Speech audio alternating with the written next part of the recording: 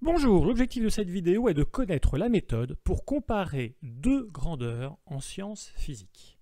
On va mieux comprendre en prenant un exemple. Je désire comparer la taille de mon grand frère avec celle de ma petite sœur.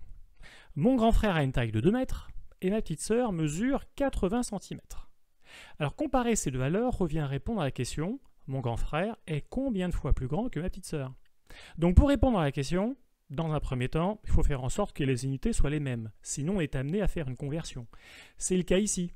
Vous voyez, j'ai lu 2 mètres, donc je suis obligé de convertir, et donc maintenant, convertir 2 mètres en centimètres, ça donne 200 cm.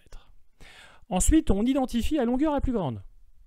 La valeur la plus grande, c'est la hauteur, la taille de mon grand frère. Donc, troisième point, on va faire le rapport valeur la plus grande sur la valeur la plus petite. Donc, 200 divisé par 80, ça donne 2,5. Conclusion, mon frère est 2,5 fois plus grand que ma petite sœur.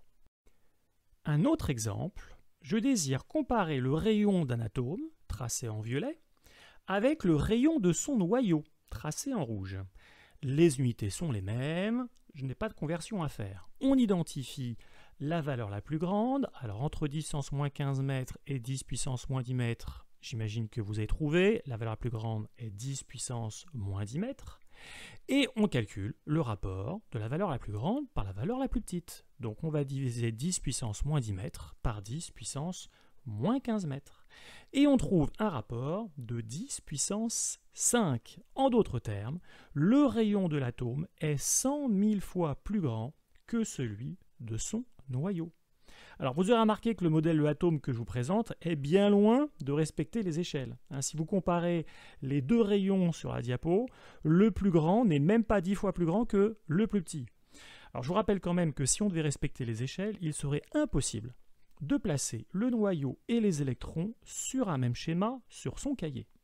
Mais pour vous donner quand même une idée du rapport 100 000, imaginez un instant que le noyau d'un atome soit représenté par une tête d'épingle. Eh bien l'atome aurait la taille d'un terrain de football.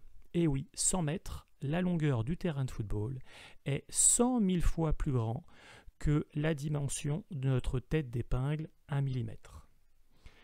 Bien, la vidéo est terminée, il ne reste plus qu'à s'entraîner. Bon courage!